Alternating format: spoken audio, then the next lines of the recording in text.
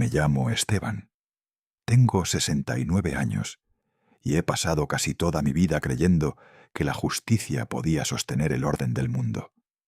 Fui fiscal durante 40 años y cuando colgué la toga pensé que al fin había ganado el derecho a una paz merecida.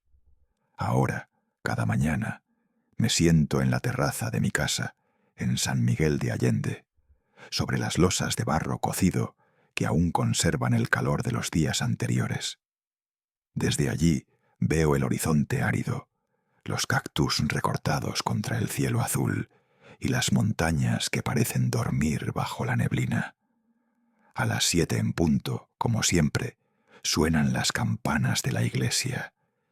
Es un sonido antiguo, redondo, que llena el aire y me recuerda que sigo vivo.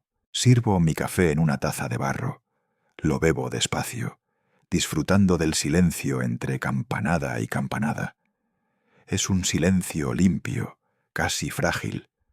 O al menos lo era hasta hace 7 meses y medio, cuando Javier, mi hijo, y su esposa Sofía llegaron a vivir conmigo.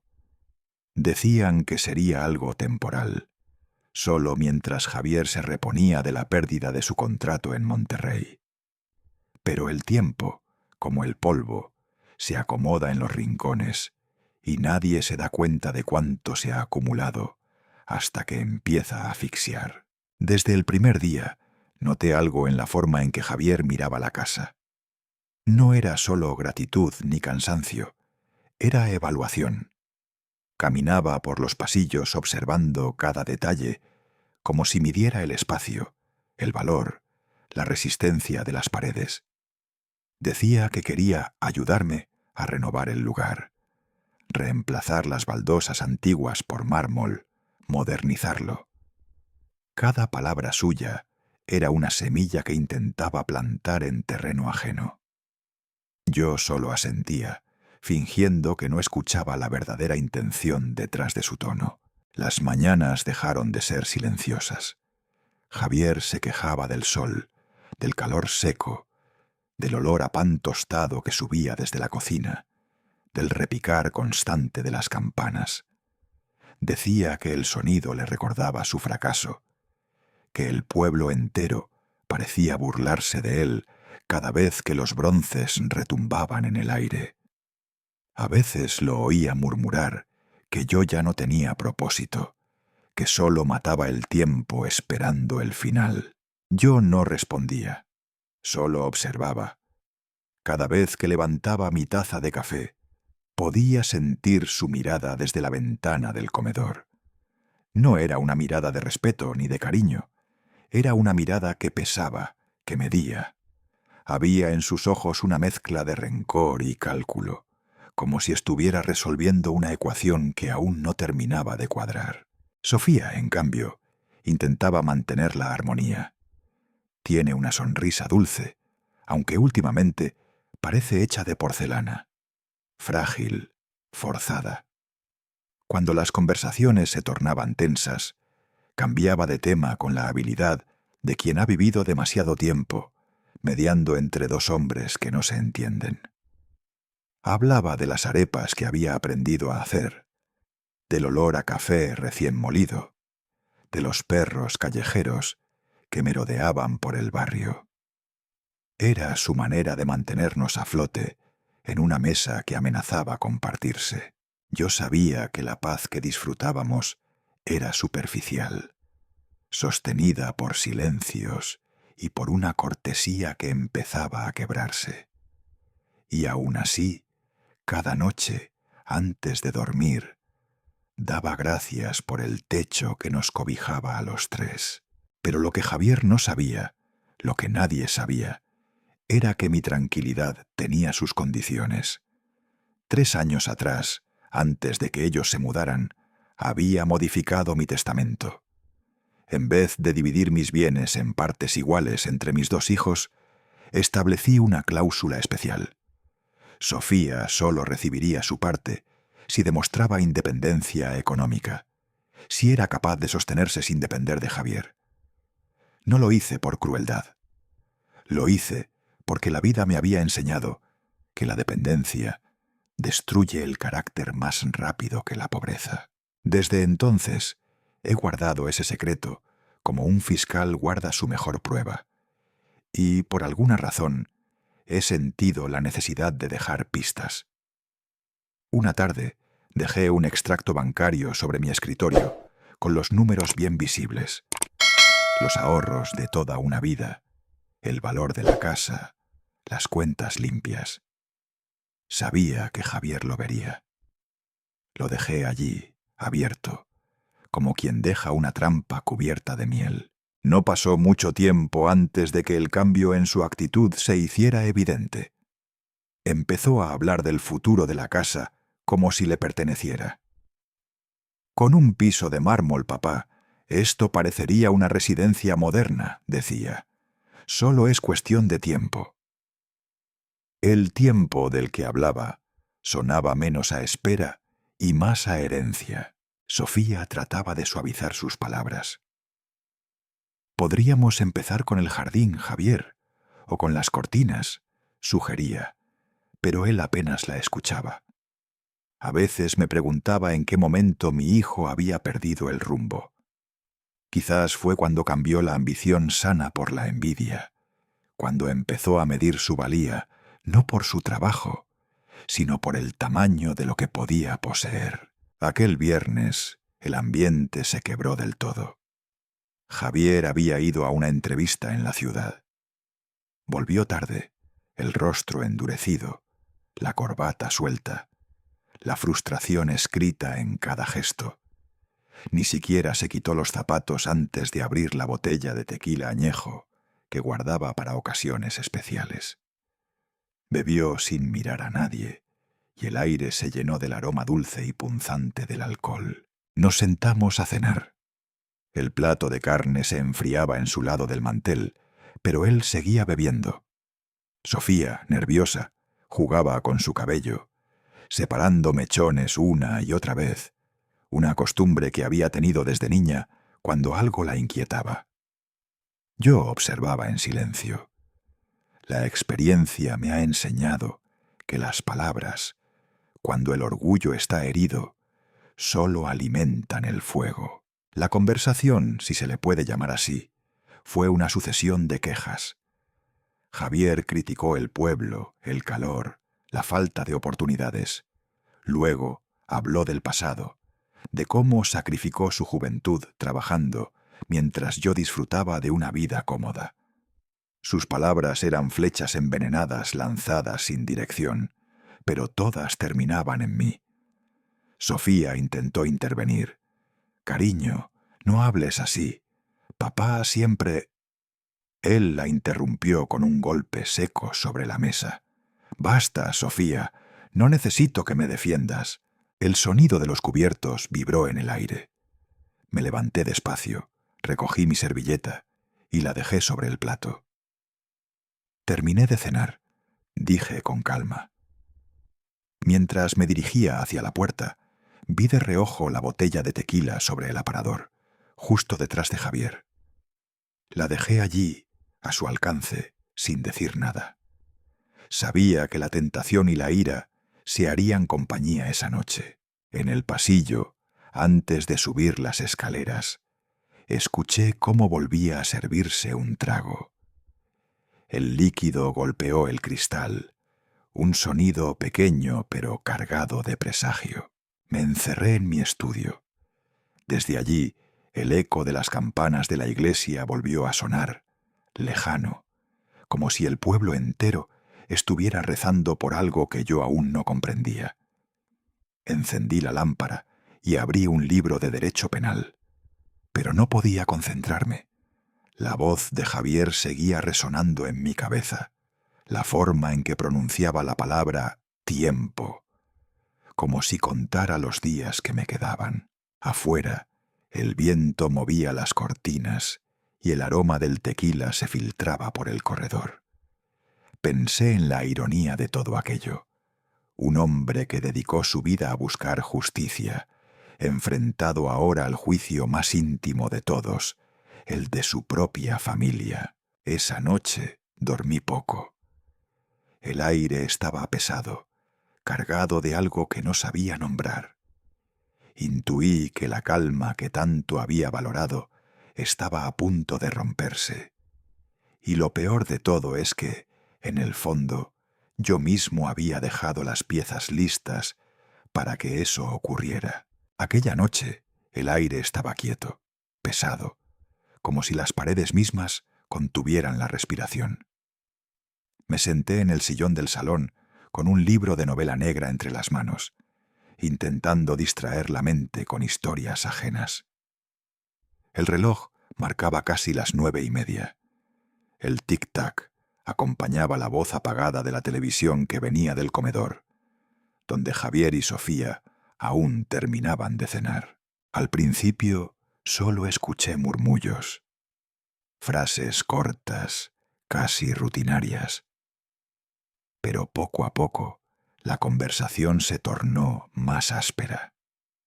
Las palabras de mi hijo se volvieron cortantes, arrastradas por el alcohol y la frustración. «No entiendes nada, Sofía», dijo, su voz subiendo como una ola. «No supiste cómo hablarle al reclutador. Si hubieras intervenido cuando te lo pedí, el trato habría salido diferente». «No era mi lugar, Javier», respondió ella, suave, temerosa. «Ellos querían hablar contigo, no conmigo. Siempre tienes una excusa». Golpeó la mesa con la palma abierta. El sonido retumbó en toda la casa. Yo levanté la vista del libro. No cerré la página, pero ya no leía. La experiencia me había enseñado a reconocer el tono previo al desastre. El tono de un hombre que ha perdido el control y necesita un culpable. Desde donde estaba, podía ver el reflejo de las luces del comedor en el suelo de baldosas. Escuché el tintineo de los cubiertos, el sonido de un plato arrastrándose. Sofía intentó mantener la calma, pero su voz temblaba. «No puedes culparme por eso. La entrevista no dependía de mí». «Ah, ¿no?», rió Javier, una risa amarga, forzada. «Tú hablas mejor que yo, sabes moverte entre esa gente». «Pero no, preferiste quedarte callada, mirándome fracasar». Hubo un silencio tenso, un segundo largo y vacío. Después, el golpe seco de algo contra la mesa. Lo imaginé derramando su tequila, derramando también la poca dignidad que le quedaba. «Viejo», gritó de pronto, su voz resonando con un desprecio que me heló la sangre. «Viejo, ven aquí». Las palabras rebotaron en las paredes como una ofensa física. Dejé el libro a un lado y me puse de pie con calma. Caminé despacio hacia el comedor. Cada paso sonaba hueco sobre las baldosas. Cuando crucé el umbral, lo vi de pie, con la camisa abierta, el rostro encendido por el alcohol y la ira. En su mano derecha tenía un vaso grueso, medio lleno de tequila. Detrás de él, sobre el aparador, la botella abierta dejaba escapar su aroma dulce y punzante. «¿Qué sucede, Javier?», pregunté manteniendo la voz baja. Él levantó el vaso como quien empuña un arma. «Sirve, viejo, llénalo». Su tono era autoritario, insolente. «Los hombres como tú deberían saber obedecer cuando se les da una orden». Sofía se levantó de golpe, el rostro pálido, las manos temblorosas. Le puso una mano en el hombro, intentando calmarlo. «Javier, por favor, basta. Estás borracho». Él se encogió de hombros, sin mirarla siquiera. «No, no estoy borracho. Estoy cansado de este teatro». Yo avancé un par de pasos. No sentía rabia todavía, solo una tristeza antigua que me pesaba en el pecho. Llegué hasta la cabecera de la mesa, mi lugar de siempre, y apoyé las manos sobre la madera. Sentí el tacto frío del roble, el mismo sobre el que tantas veces habíamos comido en familia, en días felices. He pasado 40 años enseñando a hombres como tú el significado de la ley y del respeto, dije con voz firme sin levantarla. Y créeme, Javier, no estás en posición de exigir nada en esta casa. Su sonrisa se torció en algo que no era risa ni burla, sino desprecio. ¿Ley y respeto?, repitió. Hablas como si fueras un juez todavía. Pero ya nadie te teme, viejo. Solo eres un jubilado esperando que el tiempo haga su trabajo. Esta casa pronto será mía, ¿lo sabías? Sofía jadeó horrorizada. Javier, cállate. Pero él siguió, arrastrando las palabras, más para herirme que para tener razón. Tú y tus discursos, siempre creyendo que tienes la autoridad moral. Pero los días del fiscal terminaron. Eres solo un viejo que guarda recuerdos y dinero. Yo respiré hondo. Sentí que el aire de la habitación se espesaba con cada sílaba suya. Eres un invitado en mi casa, dije, señalando la puerta con la mano abierta. Y los invitados no dan órdenes a su anfitrión. La frase cayó como un veredicto. Durante un instante, el silencio fue absoluto. Solo se escuchaba el zumbido del ventilador del techo. Entonces, él se soltó del brazo de Sofía, que aún intentaba sujetarlo. Todo su cuerpo temblaba, no sé si de furia o de humillación. Su mirada se clavó en mí. Era la mirada de un animal acorralado, sin raciocinio, solo instinto, y de pronto, sin previo aviso, lanzó el vaso. Lo vi girar en el aire, una fracción de segundo que pareció eterna. El líquido ámbar se dispersó en gotas brillantes. Luego vino el impacto. Un sonido seco, violento. El cristal estallando contra mi sien. El dolor fue inmediato, punzante, caliente. Sentí la piel abrirse, la sangre correr hacia mi mejilla y empapar el cuello de mi camisa blanca. El vaso se hizo pedazos contra el suelo, salpicando el mantel y las baldosas con fragmentos afilados. «¡Dios mío, no!», gritó Sofía corriendo hacia mí. Empujó a Javier con fuerza, lo apartó. Él se tambaleó, confundido, todavía sin comprender lo que había hecho. «¿Qué hiciste?», le gritó ella. «¿Qué hiciste, Javier?». Yo di un paso atrás, intentando mantener el equilibrio. Llevé la mano a la herida, y cuando la retiré, la vi manchada de rojo oscuro. Me invadió una extraña serenidad. No era miedo ni rabia. Era la certeza helada de quien ha encontrado la prueba definitiva de algo que sospechaba desde hace tiempo. «Ya basta», murmuré, más para mí que para ellos. Sofía lloraba, intentando contenerlo, suplicándole que subiera las escaleras. «Papá, déjame llevarlo arriba, por favor. Lo siento, te juro que lo siento». Javier murmuraba incoherencias, una mezcla de disculpas y justificaciones que el alcohol deformaba. «Fue un accidente. Yo no...».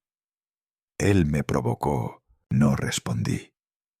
Solo lo miré, no con odio, sino con una calma que lo desarmó más que cualquier grito.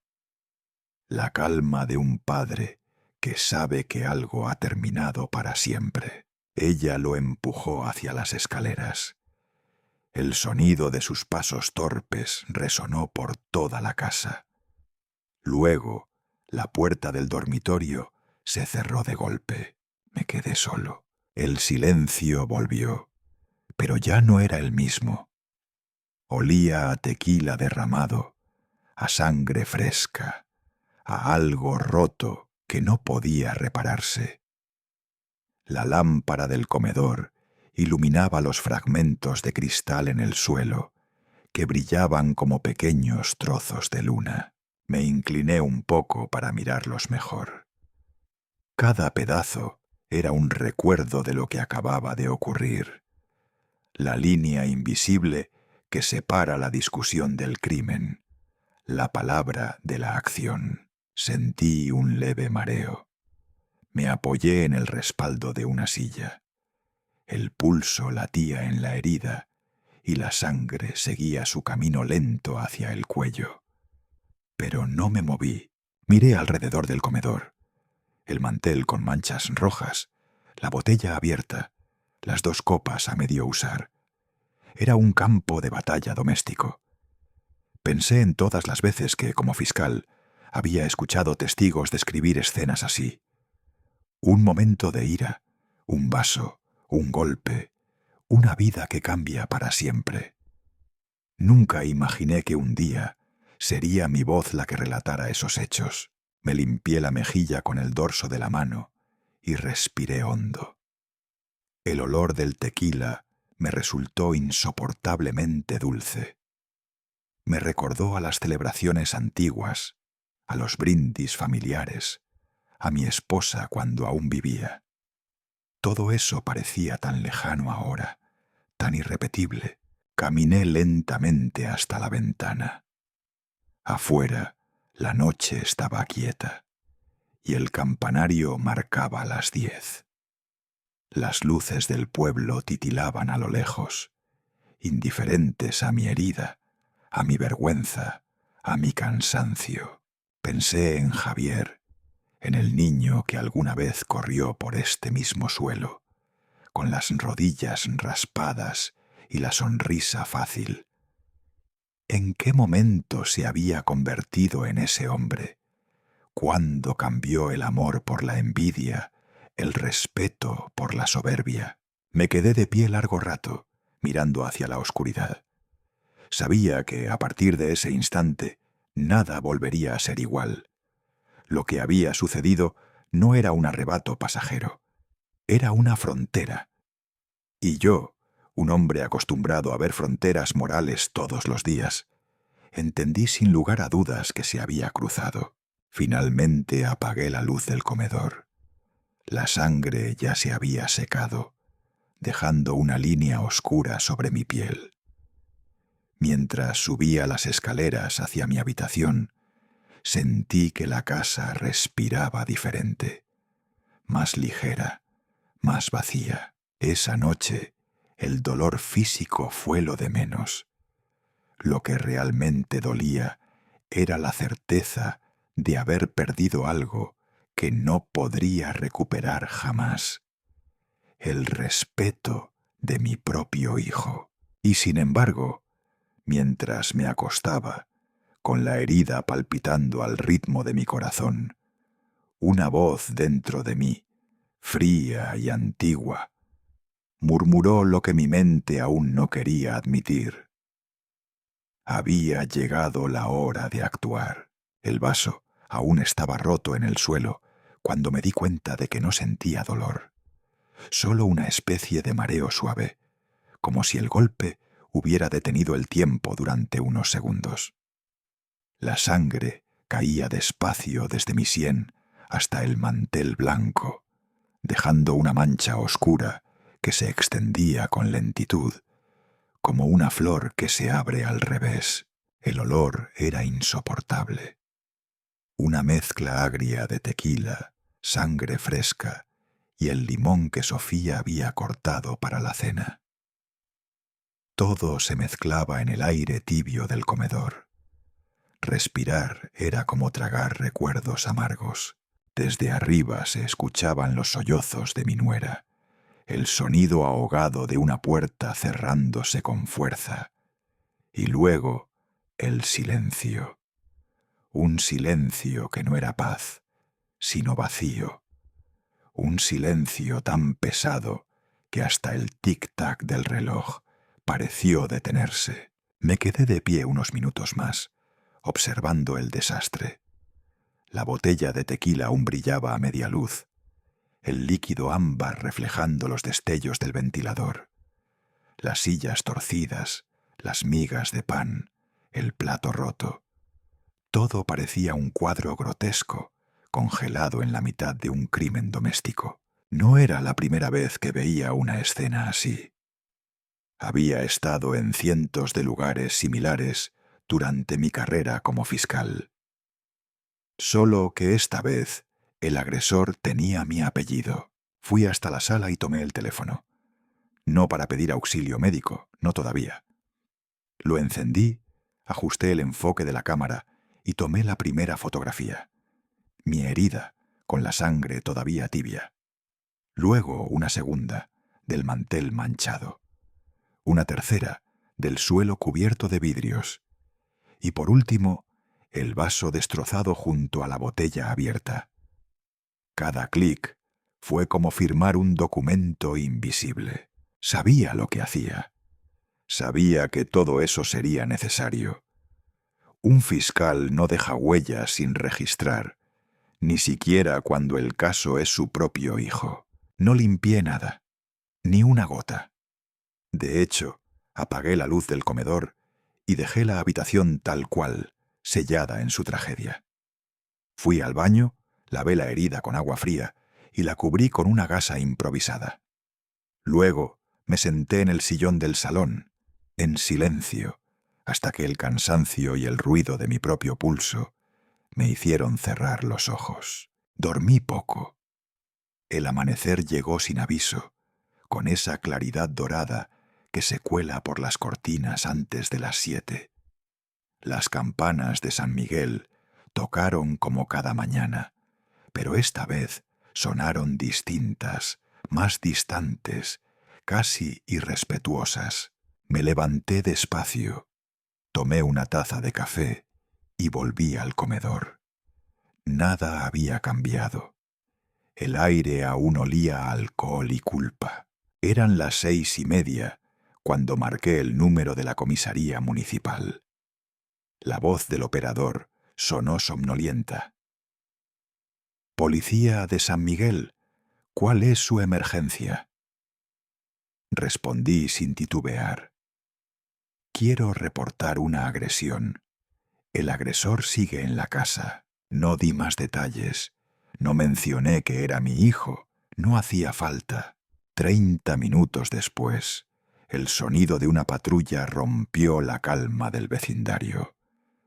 Vi por la ventana el reflejo azul de las luces y el polvo levantarse cuando el vehículo se detuvo frente a la verja. 2 agentes bajaron. Un hombre alto de rostro serio y una mujer joven con expresión concentrada. Sus uniformes verde oliva contrastaban con el color cálido del amanecer. Llevaban cuadernos, cámaras y un aire de eficiencia que reconocí al instante. Abrí la puerta antes de que tocaran el timbre. «Buenos días», dijo la agente. «Recibimos su llamada. ¿Es usted el señor Esteban?» «Sí. Pasen, por favor. Todo ocurrió aquí dentro». Los conduje directamente al comedor. El agente varón se detuvo en seco al ver la escena. La mujer empezó a tomar fotografías sin decir palabra. «Todo sucedió anoche», expliqué. «Mi hijo me lanzó ese vaso al rostro después de una discusión. No limpié nada. Quise conservarlo como evidencia». El hombre levantó la vista un momento, evaluando mis palabras. Luego me pidió mi identificación. La saqué del bolsillo del pantalón sin vacilar. «¿Su hijo aún está en la casa?», preguntó. «Sí, en el segundo piso, habitación del fondo». Tomó nota. La mujer, mientras tanto, se acercó para observar los fragmentos del vaso. Tomó más fotos. Midió con una regla el área manchada de sangre y la posición de los objetos. Yo los observaba trabajar y por un instante me sentí de nuevo en el lugar familiar de mi vida pasada. Una escena bajo análisis, un caso por construir. Solo que esta vez el fiscal era también la víctima. Cuando el agente terminó de anotar mis declaraciones, me miró con cautela. ¿Desea presentar cargos, señor? No dudé. Sí, no es un asunto familiar, es un delito. Se hizo un silencio breve, pesado. El agente asintió y se llevó la mano al transmisor del hombro. Unidad 4. Requerimos apoyo para proceder con la detención de un sospechoso en domicilio particular. Mientras hablaba, la agente me ofreció una silla. Siéntese, por favor. Parece que perdió algo de sangre. Estoy bien, respondí, aunque sabía que mentía. Escuchamos pasos en la escalera. Los pasos de Javier, lentos, arrastrados. Su voz apareció desde arriba, áspera, todavía dormida o borracha. ¿Qué pasa? ¿Qué hacen aquí? Los agentes se miraron y comenzaron a subir. Yo me quedé en el sofá, con las manos entrelazadas, observando la escalera que tantas veces vi a mi hijo subir cuando era niño, riendo, jugando con su pelota. Ahora cada escalón que pisaba era una marcha hacia su destino. Desde el piso superior llegó su voz, más tensa. «Esteban, ¿qué hiciste? Llamaste a la policía. Por esto. Era un accidente». No respondí. Solo esperé. Los minutos se hicieron largos. Escuché una conversación en voz baja, luego un «colabore, por favor», pronunciado por el agente. Unos segundos después, Javier apareció en lo alto de las escaleras. Llevaba solo un pantalón corto, el cabello revuelto, los ojos enrojecidos. Detrás de él, los dos policías. «¿En serio hiciste esto?», gritó señalándome con el dedo. «Soy tu hijo, tu sangre. ¿Vas a entregarme por un maldito vaso?». No contesté. Lo miré fijamente. Sabía que cualquier palabra solo lo hundiría más. Su mirada cayó sobre el mantel manchado y la gasa en mi cabeza. Su expresión cambió por un segundo. Se quebró entre la vergüenza y la ira. Esto fue un accidente. Tú me provocaste». La agente se adelantó. «Señor Javier, está arrestado por agresión física. Tiene derecho a permanecer en silencio. Todo lo que diga podrá ser usado en su contra». El clic de las esposas resonó en el aire como un disparo. Un sonido frío, definitivo. Vi el rostro de mi hijo endurecerse cuando el metal tocó su piel. Sofía salió del dormitorio en ese momento, con la cara desencajada. «Por favor, esperen. Papá, no hagas esto, te lo ruego. Podemos hablar, podemos solucionarlo». Bajó corriendo las escaleras y se arrodilló frente a mí, tomándome de las manos. «Esto lo destruirá, papá. Es tu hijo». Su voz temblaba. Vi las lágrimas caerle por las mejillas. «Sofía», dije despacio, sintiendo cómo me costaba mantener la voz firme. «Durante 40 años luché para que la ley fuera justa para todos. No voy a romperla ahora solo porque el culpable sea mi propio hijo». Ella soltó mis manos y retrocedió un paso, como si la hubiera golpeado. Javier forcejeó un poco, inútilmente. «¿Escuchas lo que dice? Ni siquiera me mira como a un ser humano. Es un juez, no un padre». El agente masculino lo sujetó con firmeza por el brazo. «Basta, señor. Ya es suficiente». Lo condujeron hasta la puerta. Sofía los siguió, llorando sin consuelo. Yo caminé detrás, sin decir una palabra. Desde la ventana del salón, Los vi meterlo en el asiento trasero de la patrulla. Uno de los oficiales puso su mano sobre su cabeza para evitar que se golpeara al entrar, el gesto rutinario con el que se trata a cualquier detenido. Verlo así, reducido a un procedimiento policial, fue una de las imágenes más dolorosas de mi vida. Sofía se giró hacia mí antes de subir al coche. Sus labios se movieron, pero no salió sonido alguno. Solo vi el reproche en su mirada, una súplica muda. La patrulla arrancó y el sonido de las ruedas sobre la grava se alejó hasta perderse. Me quedé solo otra vez, apoyado contra el marco de la puerta. El sol ya estaba alto y su luz entraba directa sobre las manchas del mantel. El aire olía a limpieza, pero el eco de lo sucedido seguía flotando en cada rincón. Me dirigí al comedor y me senté frente a la escena, como si aún pudiera interrogarla. Sobre la mesa seguía el plato con restos de comida, la silla caída, el vaso roto. Era un testimonio mudo, pero completo. Por primera vez en mucho tiempo, no pensé como padre, sino como fiscal. No había crimen perfecto, y aquel, por doloroso que fuera, debía seguir su curso. Sabía que el caso recién comenzaba, pero también sabía que al denunciar a mi propio hijo, había firmado la sentencia más dura de todas, la de vivir con la verdad. Cuando la patrulla se perdió en el horizonte y el sonido de las sirenas se desvaneció, el silencio cayó sobre la casa como una manta fría. Durante unos segundos me quedé en la puerta, observando la calle vacía, el aire inmóvil, los vecinos que apenas se asomaban tras las cortinas. Luego cerré despacio, giré el cerrojo y apoyé la espalda contra la madera. La casa estaba en calma, pero no era la calma que conocía.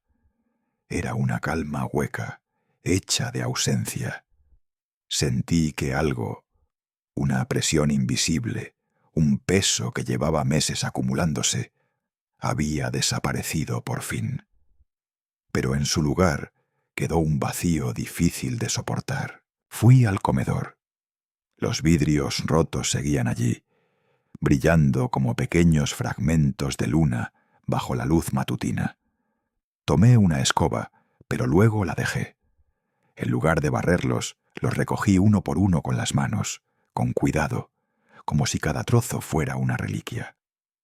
Los metí en una bolsa plástica transparente. Era una prueba, una parte del expediente que aún no existía, pero que inevitablemente nacería. Mientras trabajaba, el reloj de pared marcó las 10. El eco de las campanas de San Miguel volvió a llenar el aire. Me detuve a escuchar. Sonaban igual que siempre, pero ya no tenían el mismo significado. No marcaban el tiempo del pueblo, sino el comienzo de algo distinto para mí. La reconstrucción, el orden después del caos. El olor del tequila había desaparecido casi por completo, sustituido por el aroma del jabón con el que limpié la mesa. Aún así, el aire conservaba una memoria invisible del incidente. Me pregunté si el dolor físico que sentía en la sien era menor o mayor que el que se había instalado en el pecho. A mediodía, escuché el motor de un coche. Sofía había regresado. Entró sin mirar alrededor, los ojos rojos de tanto llorar. «¿Dónde están los policías?», preguntó con la voz quebrada. «Ya se fueron», le respondí. Asintió en silencio y caminó hacia las escaleras. Ni una palabra más. Cuando cerró la puerta de su habitación, el sonido fue suave, pero retumbó como un disparo. Pasé la tarde sentado en el estudio, leyendo sin entender, pensando sin querer. La noche cayó temprano. Me serví una taza de té y observé cómo la luz del farol de la calle se filtraba por las rendijas de la ventana. Dormí poco y mal, entre sueños rotos, donde la voz de Javier se mezclaba con el sonido del vidrio rompiéndose. Al amanecer, me vestí con mi traje gris y conduje hasta el tribunal de la ciudad. Sabía exactamente qué debía hacer. No era la primera vez que presentaba pruebas, aunque esta vez el expediente llevaría mi nombre como víctima. El edificio del juzgado olía a café viejo y papel. Los guardias me saludaron sin reconocerme del todo. Muchos de ellos eran nuevos. Me dirigí al mostrador principal y pedí los formularios para una orden de restricción. ¿Desea incluir dirección de residencia?, preguntó la funcionaria sin levantar la vista. Sí, y quiero que tenga efecto inmediato, dije. Llené cada casilla con una calma meticulosa. Al llegar al espacio, relación con el agresor, dudé un instante antes de escribirlo. Hijo. La palabra me pesó en la mano. Sentí un nudo en el estómago, pero lo escribí de todos modos. Entregué los documentos junto con las fotografías impresas y el informe médico que me habían dado en la clínica. La jueza que recibió mi caso era una mujer de mediana edad, cabello recogido, mirada firme pero empática. Revisó los papeles sin interrumpirme mientras relataba los hechos. Cuando terminé, ella se quitó las gafas y me miró a los ojos. Señor Esteban, con base en la evidencia y el riesgo manifiesto, esta corte emite una orden de restricción inmediata. Tomó el sello y lo estampó con un golpe seco. 100 metros de distancia en todo momento. El señor Javier no podrá acercarse a usted ni a su domicilio bajo ninguna circunstancia. Asentí en silencio. No sentí satisfacción ni alivio. Era un trámite necesario, una defensa, no una victoria. Salí del tribunal con los documentos en la mano.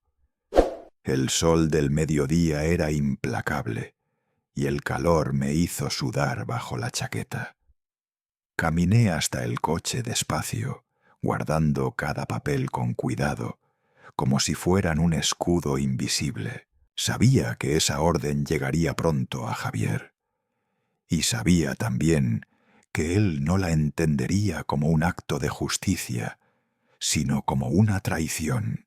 Horas más tarde, mientras tomaba café en casa, mi teléfono vibró. Era un mensaje de Sofía. Papá, acabo de recoger a Javier. Un funcionario del juzgado nos interceptó en el estacionamiento. Le entregaron algo. Imaginé la escena con una claridad dolorosa. Sofía sosteniendo el sobre, Javier abriéndolo con rabia.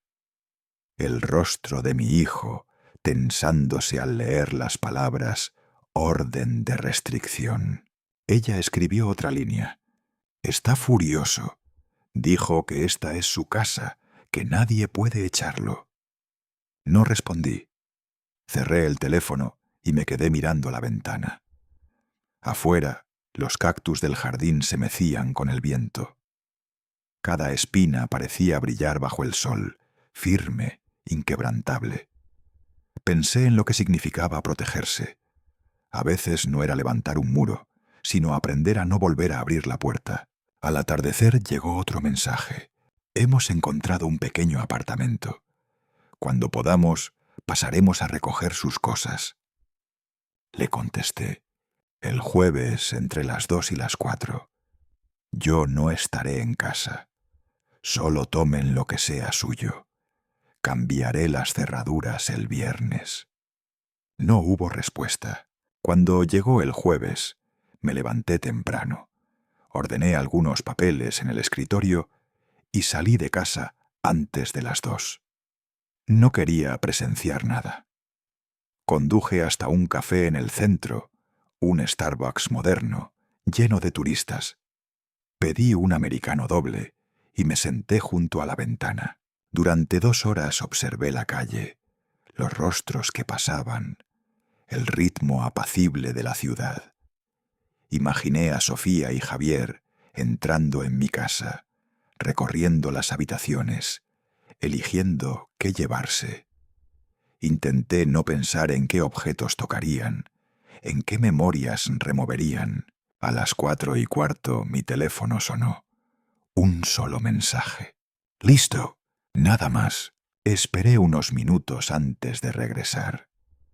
El trayecto de vuelta me pareció más largo de lo habitual.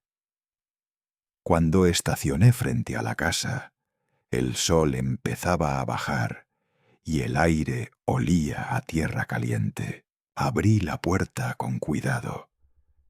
Todo estaba en orden, al menos a simple vista. La sala seguía igual, los cuadros en su sitio, la mesa limpia. Pero había algo distinto, una ausencia que no se podía ver, pero se sentía en el aire. Subí al cuarto de huéspedes, ahora vacío. Las puertas del armario estaban abiertas, los cajones entreabiertos. En la esquina, el polvo dibujaba un contorno claro, donde antes había estado una maleta. Noté la falta de pequeños detalles. Una taza que solía usar para el té, el cargador de mi teléfono, una manta gris que siempre descansaba sobre el sofá. Nada importante en términos materiales, pero cada objeto ausente era un recordatorio de que ellos habían estado allí, y ya no. Abrí las ventanas para dejar entrar el aire nuevo. El viento sopló desde el jardín, trayendo el aroma de la bugambilla. Respiré hondo. Por primera vez en meses, la casa me pareció mía. Me quedé de pie en el umbral del cuarto, observando el vacío. No sentía alivio, sino una mezcla de tristeza y claridad. Todo tenía un precio, incluso la paz. Bajé al estudio, encendí la lámpara de escritorio y abrí la computadora. Escribí en el buscador: detectives privados en San Miguel de Allende. No tardé en encontrar un nombre que me inspiró confianza. Elena Vargas, especialista en investigaciones financieras y antecedentes personales.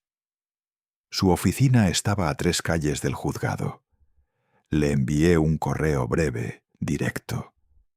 Necesito una consulta mañana a las 9 a.m.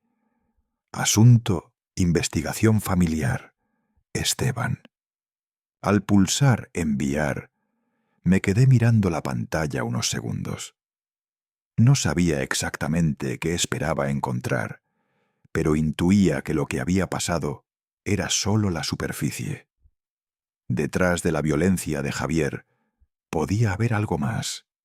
Deudas, mentiras, decisiones ocultas. Cerré la computadora y apagué la luz. Antes de ir a dormir, recorrí la casa una vez más.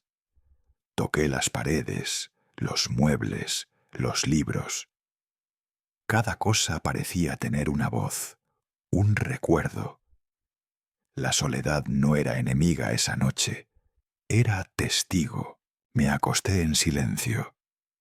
El viento entraba por la ventana abierta, moviendo lentamente las cortinas. Por primera vez en mucho tiempo, no sentí miedo, solo una determinación tranquila. Reconstruir mi vida, pieza por pieza, aunque cada una cortara como vidrio. A la mañana siguiente de recibir el mensaje de Sofía, me desperté antes del amanecer. El cielo sobre San Miguel de Allende estaba gris y el aire olía a humedad y café recién hecho. No dormí casi nada. Pasé la noche dando vueltas en la cama, repasando una y otra vez los acontecimientos de las últimas semanas. El ataque, la orden judicial, la ausencia y la sensación, cada vez más clara, de que detrás de la rabia de Javier había algo más que frustración. Había un plan. A las 8 en punto salí de casa. conduje por las calles empedradas del centro hasta llegar a un edificio antiguo, de fachada descuidada, donde, según el anuncio en Internet, trabajaba una detective privada llamada Elena Vargas. El lugar no tenía letreros luminosos ni recepcionistas, solo una puerta de madera con una pequeña placa de bronce que decía su nombre. Toqué 2 veces. Una voz firme respondió desde dentro. «Adelante». El olor del café me envolvió de inmediato. El despacho era pequeño, con muebles de madera oscura, una lámpara verde sobre el escritorio y montones de carpetas apiladas por todas partes. En las paredes colgaban diplomas y una vieja fotografía en blanco y negro de una mujer, supuse que su madre, frente a una máquina de escribir. Elena se levantó de su silla. Era una mujer de unos 50 años, de cabello rizado y ojos claros que parecían atravesar a las personas. Me estrechó la mano con firmeza y señaló el asiento frente a ella. «Me alegra que haya venido tan temprano, señor Esteban. Recibí su mensaje. ¿Cómo puedo ayudarle exactamente?» Puse sobre su escritorio una carpeta gruesa con los informes de la policía y algunas fotografías impresas. «La persona que me atacó», dije despacio, «es mi hijo, Javier. No necesito que me confirme lo que ya sé. Lo que quiero es que descubra lo que aún no sé». Ella arqueó una ceja. «¿Qué exactamente?»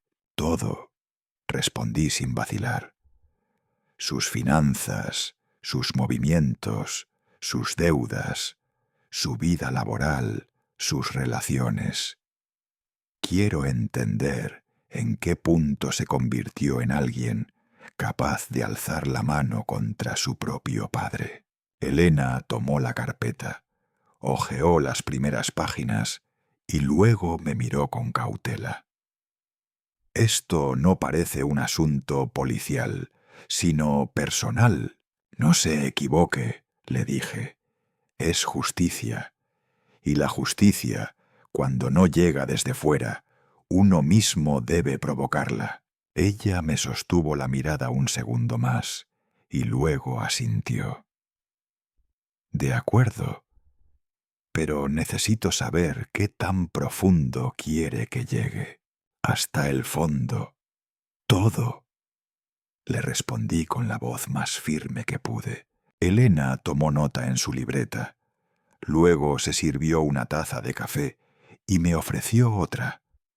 El aroma a papel viejo y cafeína llenó el aire. «Le tomará unas semanas», dijo. «Le avisaré cuando tenga algo concreto». Asentí, dejándole sobre el escritorio un sobre cerrado con un anticipo y mi tarjeta de contacto. Antes de salir, me detuve un instante junto a la puerta. «Una última cosa, Elena. No quiero venganza. Solo quiero la verdad». «A veces», respondió sin levantar la vista, «la verdad duele más que la herida inicial». Sonreí levemente. Llevo 40 años tratando con verdades dolorosas. Puedo soportar una más. Pasaron 3 semanas. 3 semanas de silencio, de mañanas idénticas, de cafés fríos y de cartas del tribunal que confirmaban que la orden de restricción seguía vigente. La vida parecía suspendida. Solo el sonido de las campanas me recordaba que el tiempo avanzaba, lento pero firme. Una mañana, mientras revisaba unos documentos en mi escritorio, escuché el sonido del correo electrónico. En la bandeja de entrada había un mensaje de Elena Vargas. El asunto decía simplemente «Informe completo». Abrí el archivo adjunto. 47 páginas. Imprimí todo sin pensarlo, y el olor del papel caliente se mezcló con el del café que acababa de preparar. Fui al comedor, despejé la mesa y extendí las hojas una al lado de la otra, como si fueran las piezas de un rompecabezas. Empecé a leer. La primera parte detallaba su situación financiera. 7 tarjetas de crédito, todas al límite. $43.000 de deuda acumulada. Los extractos mostraban pagos mínimos, intereses devorando su sueldo y transferencias frecuentes entre cuentas vacías. Había préstamos personales, adelantos de nómina y hasta un intento fallido de obtener un crédito hipotecario con documentos falsificados. Cerré los ojos. Mi hijo vivía al borde del colapso económico mientras dormía bajo mi techo, y yo, ingenuo, le ofrecía desayuno cada mañana. La segunda parte hablaba de su empleo. Comisiones reducidas un 60% en el último año, evaluaciones negativas por actitud hostil y baja productividad. Un informe firmado por su supervisor decía textualmente: «El señor Javier Esteban parece distraído, resentido con la autoridad y con una tendencia preocupante a culpar a los demás por sus errores. Los clientes se han quejado en repetidas ocasiones». Seguían páginas y páginas de correos corporativos, registros de entrada y hasta capturas de pantalla de mensajes enviados desde su correo laboral a horas de madrugada. En ellos se quejaba de todo, de sus jefes, de su esposa, de mí. Pasé las páginas lentamente, notando cómo el café se enfriaba. Y entonces, en la página 23, algo me detuvo. Era un estado de cuenta a nombre de Sofía, mi nuera. Un plan de retiro, un fondo modesto que ella había mantenido desde hacía años. En la sección de movimientos, 3 retiros llamaron mi atención. Enero, $7.000. Febrero, $5.000. Marzo, $3.000. 15.000 en total. Sentí que el corazón me dio un vuelco. Tomé una regla y marqué las fechas con un lápiz. Esos meses coincidían exactamente con el tiempo que habían vivido conmigo, sin pagar renta, sin facturas, sin necesidades. Apoyé las manos sobre la mesa. El papel crujió bajo mis dedos. La vergüenza y la rabia se mezclaron en mi pecho como un fuego lento. Le robó hasta a su esposa, pensé, incluso cuando tenía un techo gratis sobre su cabeza. Seguí leyendo. Los informes finales incluían testimonios jurados de 3 de sus antiguos compañeros de trabajo. Cada declaración era más dura que la anterior. Uno de ellos había escrito: Javier solía bromear diciendo que su padre no viviría mucho tiempo, que heredaría una casa valorada en más de $850.000. Lo llamaba su inversión a largo plazo. Otro testimonio decía que no valía la pena buscar otro empleo, que lo inteligente era esperar, mudarse, quedarse, heredar. Esas fueron sus palabras. Me quedé inmóvil. El papel temblaba ligeramente entre mis manos. No era solo decepción, era una especie de luto. Recordé la noche del vaso, el momento exacto en que su mirada cambió antes de lanzarlo. Ahora entendía que ese no fue un arrebato, sino el desenlace lógico de un desprecio que había estado madurando durante años. Respiré hondo, intenté calmarme, pero las imágenes se sucedían sin pausa. Javier de niño, corriendo por el jardín, mostrándome dibujos, pidiéndome dinero para sus primeras herramientas. Y el hombre que ahora existía en su lugar, calculador, lleno de deudas, esperando mi muerte como quien espera una herencia prometida. Apagué la lámpara del comedor y me quedé sentado a oscuras. Solo el sonido del reloj y el viento del atardecer me acompañaban. Cuando por fin pude moverme, fui hasta el escritorio y tomé el teléfono. Marqué un número que conocía de memoria. Ricardo Morales, notario y amigo de confianza. Ricardo, soy yo. Necesito verte mañana. Mi voz sonó más firme de lo que me sentía. ¿Todo bien, Esteban?, preguntó sorprendido. Depende de cómo definas bien. Quiero revisar mi testamento. Hubo un breve silencio al otro lado de la línea. ¿El que firmamos hace 3 años? Ese mismo, pero quiero añadir algo. Una cláusula que deje todo más claro que nunca. ¿Puedo preparar los documentos? ¿Desea venir a la oficina? Sí, a primera hora. Colgué y apoyé el teléfono sobre el escritorio. Mientras tanto, el sol desaparecía detrás de las montañas, tiñendo el cielo de un naranja profundo. Me quedé observando el reflejo en la ventana. Pensé en Javier, en Sofía, en todo lo que había perdido y en lo que aún podía proteger. Tomé una hoja en blanco y comencé a escribir notas para la reunión con Ricardo.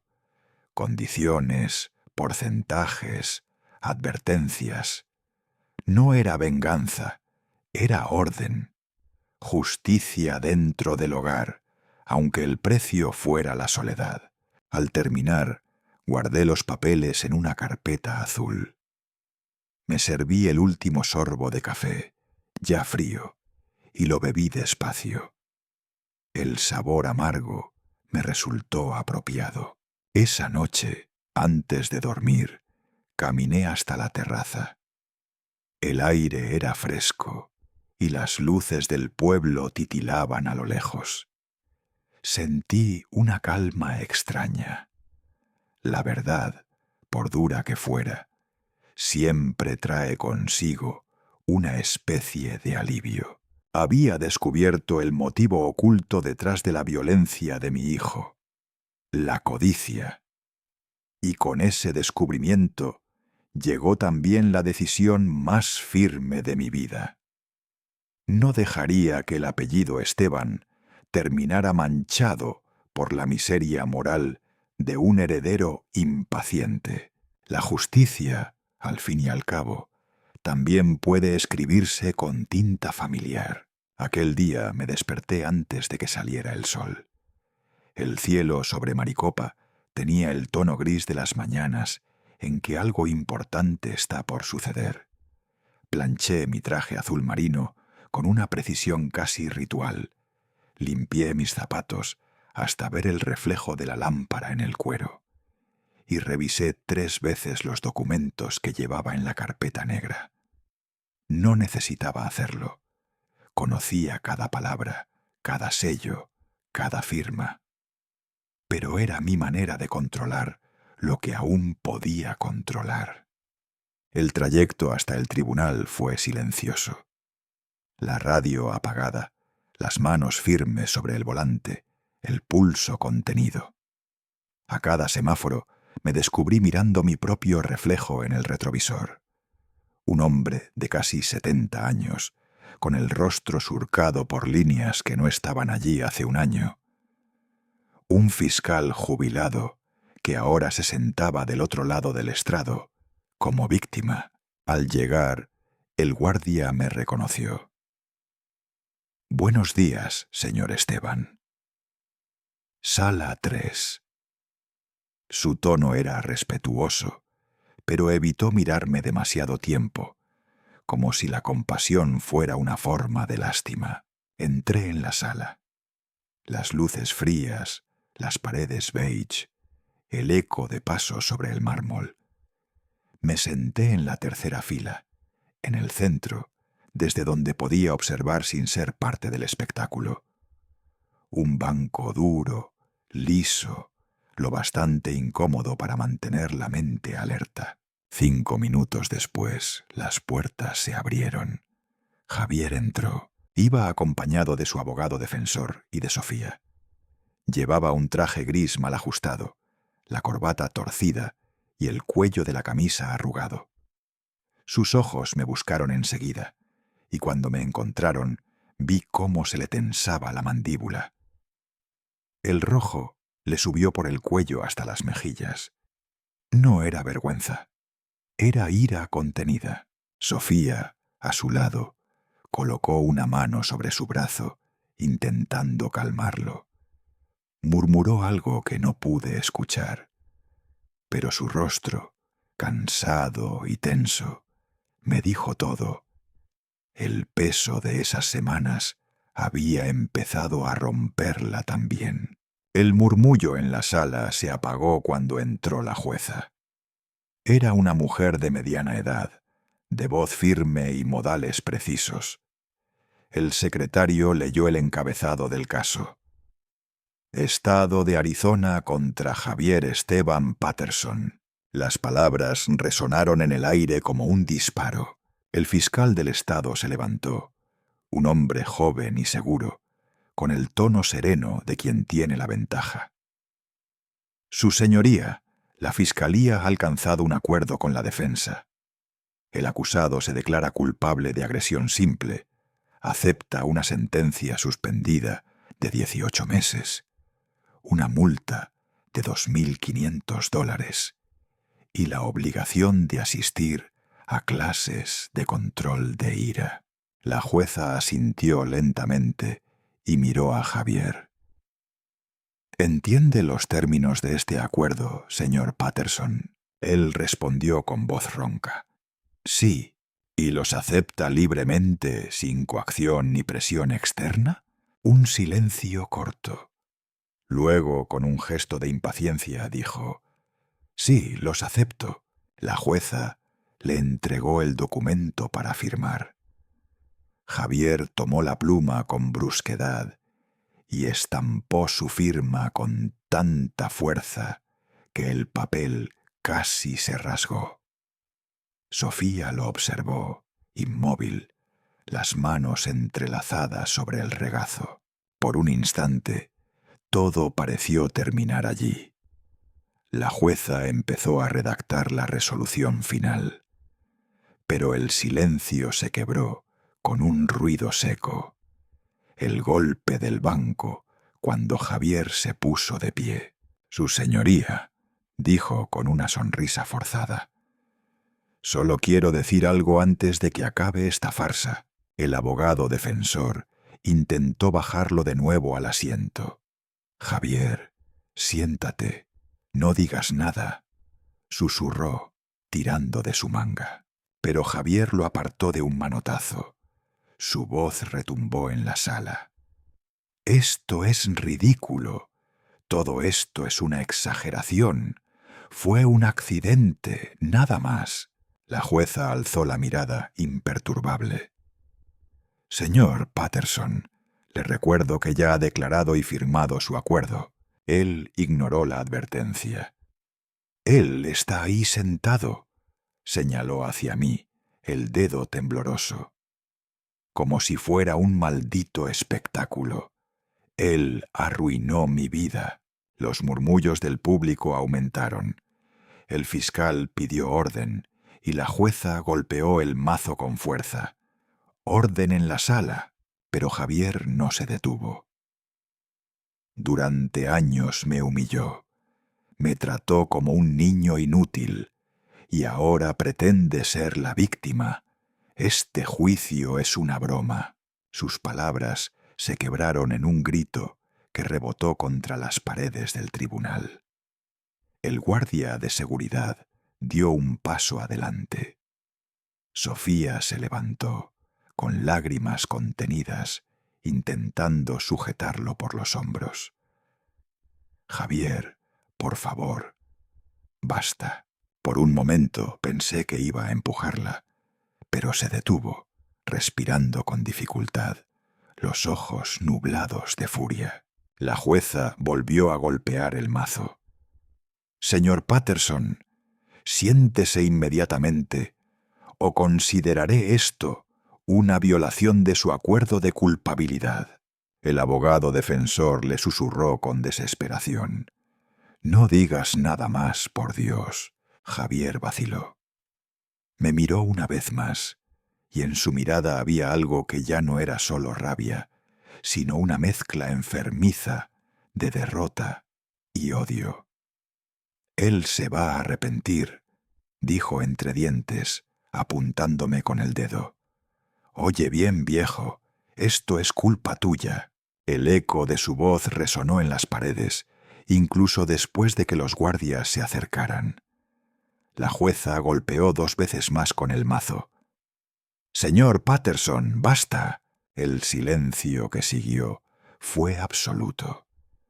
Solo se oía el zumbido del aire acondicionado y el papel moviéndose sobre el estrado. La jueza respiró hondo, enderezó los documentos frente a ella y habló con una calma que heló la sangre. Debido a su comportamiento en esta sala, el tribunal añade una condición adicional a su sentencia suspendida. El acusado deberá presentarse semanalmente ante su oficial de libertad condicional, y cualquier violación adicional resultará en reclusión inmediata. El abogado bajó la cabeza. Sofía, sin mirarme, cubrió su rostro con las manos. Javier se desplomó lentamente en su asiento. Todo el aire parecía haberse escapado del recinto. La jueza firmó la resolución final y anunció: «El caso del Estado contra Javier Patterson queda cerrado». El mazo golpeó una última vez. Yo permanecí sentado, inmóvil. No sentí alivio ni victoria, solo un cansancio inmenso, como si todos mis años hubieran decidido caerme encima al mismo tiempo. Miré a Javier. Su mirada estaba vacía. Por un instante lo vi no como un hombre, sino como un niño perdido en su propia rabia. Los guardias se acercaron a escoltarlo hacia la salida. Sofía lo siguió, pero mantuvo unos pasos de distancia. Por primera vez había espacio entre ellos, espacio real, espacio emocional. Esperé un par de minutos antes de levantarme. No quería cruzarme con ellos. Bajé lentamente las escaleras de servicio, 12 pisos de cemento y silencio. Cada paso era una respiración pesada. Cuando salí al exterior, el sol me cegó por un momento. La ciudad continuaba su vida indiferente. Autos, voces, un perro cruzando la calle. Yo avancé despacio hacia el estacionamiento. En el pasillo lateral la vi. Sofía estaba allí, apoyada contra la pared, los ojos perdidos. Cuando me vio, enderezó la espalda, pero no se acercó. Nuestros ojos se cruzaron solo un instante. En los suyos no había odio, ni amor, ni consuelo, solo confusión, como si por fin estuviera empezando a ver las grietas de una historia que había creído perfecta. No dijimos una palabra. Ella bajó la mirada y yo seguí caminando. Al llegar al coche, me detuve un momento antes de abrir la puerta. Respiré hondo. Todo lo que había hecho, las pruebas, la denuncia, el juicio, no me había devuelto la paz. Pero sí me había devuelto algo que creí perdido, mi dignidad. Mientras conducía hacia casa, el sonido de las campanas del mediodía resonó a lo lejos, y en ese repique metálico entendí que la justicia no siempre sana, pero siempre limpia. Aquel día, al salir del tribunal, dejé atrás a un hijo y recuperé, al menos por un instante, el derecho de mirarme al espejo sin bajar la vista. Habían pasado 6 semanas desde el juicio. El verano en Maricopa había llegado con su calor seco y sus amaneceres anaranjados. Mi vida se había reducido a una rutina simple: café temprano, paseo corto por el vecindario, almuerzo solo. En la radio sonaban los mismos boleros antiguos que acompañaban mi juventud, y por las noches el silencio de la casa era tan espeso que podía oír mi propia respiración. Aquella mañana, mientras revisaba unos documentos sobre el escritorio, el teléfono comenzó a sonar. Vi el número en la pantalla. Sofía. Dudé unos segundos antes de responder. Dejé que sonara 2 veces. A la tercera levanté el auricular. ¿Sí?, pregunté.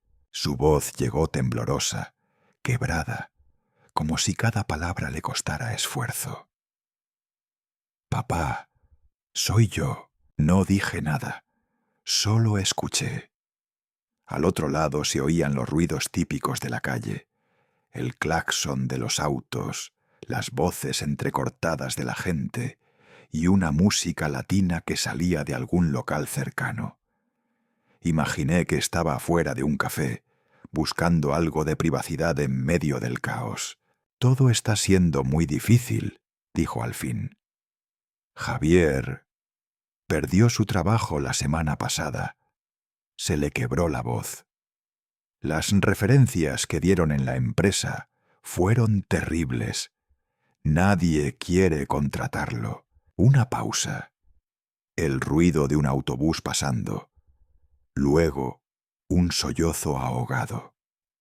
Papá, hemos intentado salir adelante, pero no puedo más. El alquiler, las facturas, todo se nos viene encima. Tomé mi taza de café y la dejé con cuidado sobre el plato. El vapor ascendía lentamente. Miré hacia la ventana, la luz del mediodía filtrándose entre las cortinas, un pájaro posado en la verja del jardín. Todo tenía un aire de calma tan irónica frente a la desesperación que oía al otro lado del teléfono.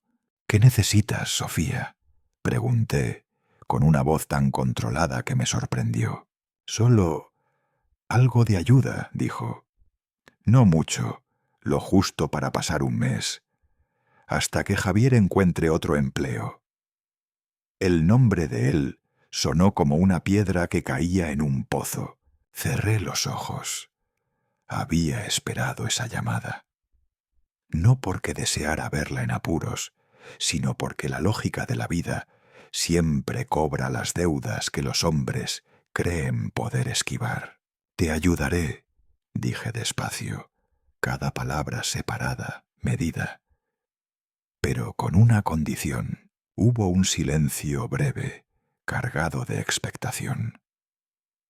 «¿Qué condición?», preguntó ella, con un tono que mezclaba esperanza y miedo. «Quiero que te divorcies», dije. «Quiero que regreses a casa». El silencio se hizo tan largo que pude oír el murmullo distante de la música, la respiración agitada de Sofía, el golpeteo de un talón contra el pavimento. «¿Qué?», murmuró. «Papá, me estás pidiendo que abandone a mi esposo. Ahora, cuando él más me necesita. No te estoy pidiendo que lo abandones. Te estoy pidiendo que te salves». «Eso es cruel», exclamó. «Tú no entiendes. Él está destruido, humillado. Apenas sale de la cama». «Lo entiendo mejor de lo que crees», respondí con calma. «Yo también he visto hombres destruirse solos, y a las mujeres que se hunden con ellos por miedo o culpa». Ella respiró hondo. «¿Tú crees que todo esto fue culpa suya? ¿Que él eligió perderlo todo?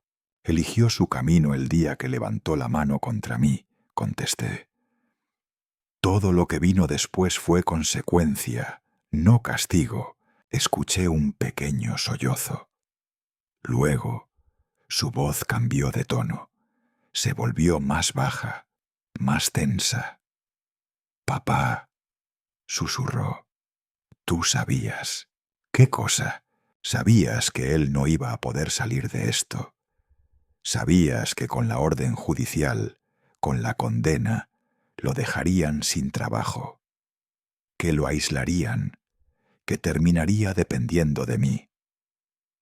Su voz se quebró, pero ahora había algo más que dolor.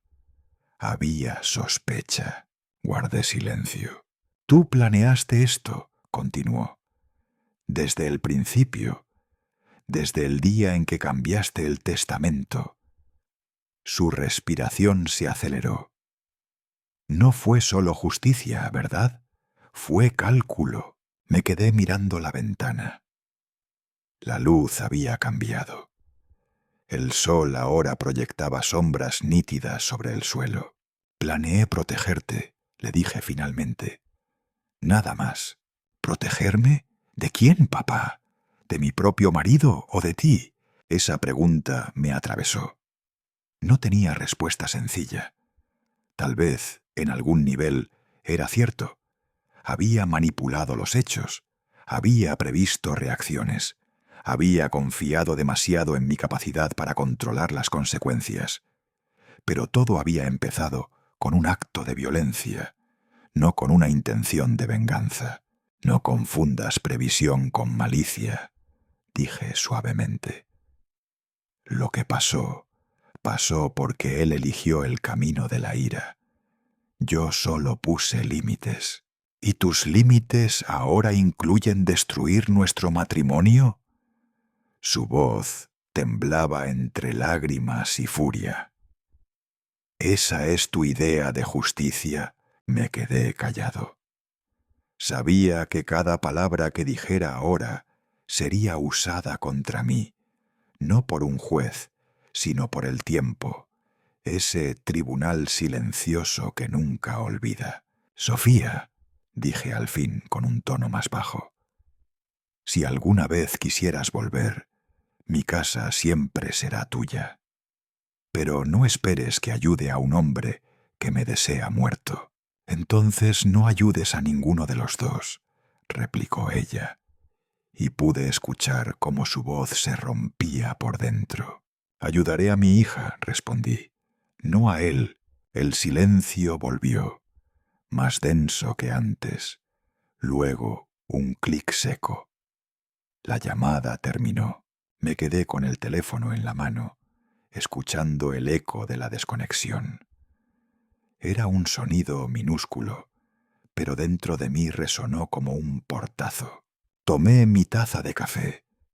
El líquido se había enfriado, pero igual lo bebí.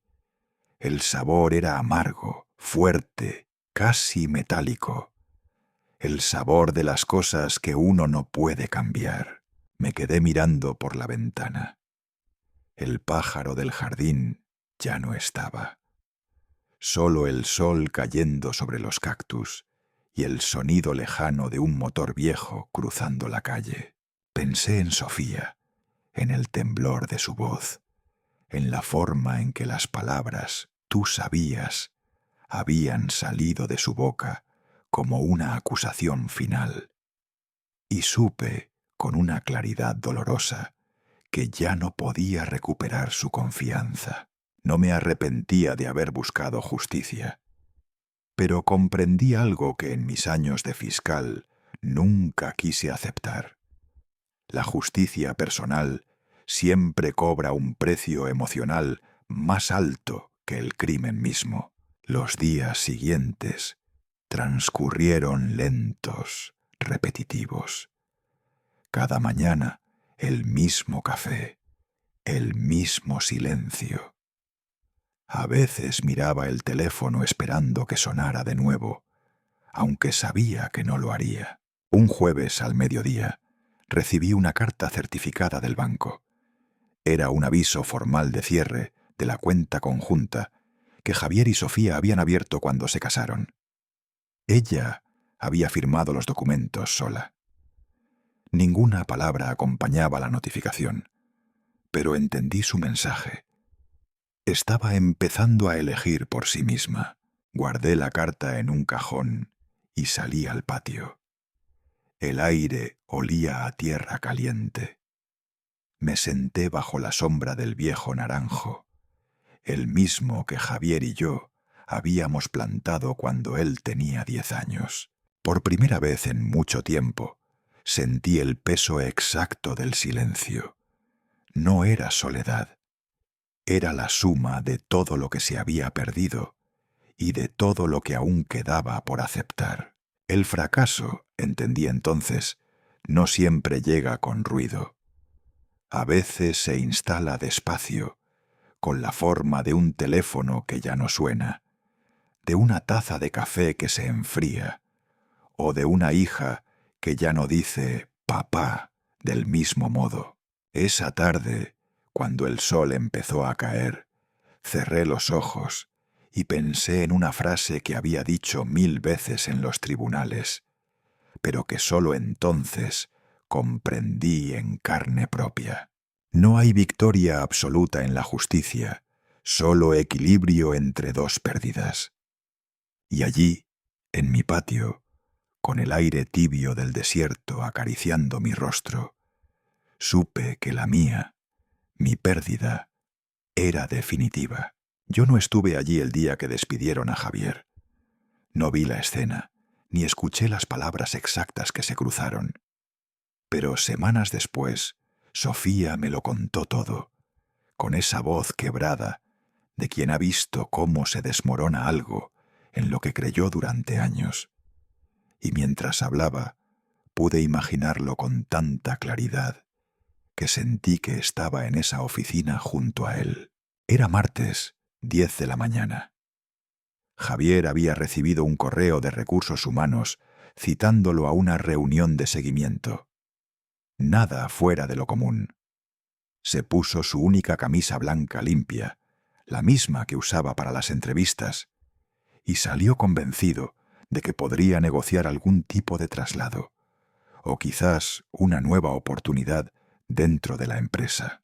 Cuando llegó, lo esperaba una mujer de cabello entrecano, rostro severo pero sereno. No lo invitó a sentarse de inmediato. Sobre la mesa había una carpeta de color azul con su nombre. Javier pensó que se trataba de un informe de desempeño, hasta que ella habló. «Señor Patterson», dijo con tono profesional, «lamentamos informarle que el resultado de su verificación de antecedentes ha arrojado una condena previa por agresión». Javier frunció el ceño, confundido. «Eso no tiene nada que ver con mi trabajo», respondió. «Fue un malentendido, un asunto familiar». La mujer lo miró fijamente. «Las políticas de la empresa son claras. Ningún empleado con antecedentes por violencia puede ocupar un puesto de atención al cliente». Le deslizó la carpeta por la mesa. Dentro estaban las copias de los documentos judiciales. Javier los hojeó rápido, con las manos temblorosas. Intentó argumentar. Propuso que lo trasladaran a otro departamento, que le dieran tareas administrativas. Incluso aceptó ganar menos. Pero la decisión ya estaba tomada. «Lo siento», dijo la gerente. «Debe firmar el documento de renuncia voluntaria. Si no, tendremos que proceder con un despido formal». Javier tomó la pluma, firmó. Ni siquiera miró las letras impresas. Luego, recogió una caja de cartón que contenía sus cosas. Una taza con el logo de la empresa, 2 bolígrafos, una foto de Sofía enmarcada. Al salir del edificio, el sol lo cegó. No sabía si tenía más calor por el aire de Arizona o por la humillación que lo quemaba por dentro. Esa noche, según me contó Sofía, él volvió a casa borracho. Tiró la caja sobre la mesa de la cocina y se sirvió un trago. «Tu padre hizo esto», le dijo sin mirarla. «Fue él quien arruinó todo. Sofía, exhausta después de su turno en la clínica, lo observó sin comprender. ¿De qué estás hablando, Javier? De que sin esa maldita denuncia, sin ese juicio, no me habrían revisado los antecedentes. Golpeó la mesa con el puño. Él se aseguró de que me marcaran para siempre. Ella no respondió. Solo bajó la mirada. Había algo en su tono, en esa mezcla de victimismo y resentimiento, que ya no la conmovía como antes. Por primera vez, la compasión se transformaba en duda. Al día siguiente, Sofía se sentó en el comedor de su pequeño apartamento. Tomó una hoja en blanco y empezó a escribir una lista. Alquiler, $1.400. Terapia de control de ira de Javier, 75 por semana. Cuota de libertad condicional, 40 por semana. Gasolina, comida, electricidad. Sumó todo. Luego miró su recibo de sueldo. Apenas la mitad de lo necesario. En la parte inferior de la hoja, escribió, con letra pequeña, déficit, $870 mensuales. Doblando el papel, suspiró. Era como observar una grieta crecer en cámara lenta. 2 días después, mientras buscaba los formularios de impuestos en el archivador de Javier, encontró algo que no esperaba. En el fondo del cajón había un sobre con clip metálico, marcado con una etiqueta que decía Fidelity, jubilación. Al principio pensó que era algo suyo. Lo abrió. Dentro había extractos mensuales de su propia cuenta de retiro. 3 transacciones destacaban en la página: $7.000 en enero, $5.000 en febrero, $3.000 en marzo, $15.000 en total. El corazón le dio un vuelco.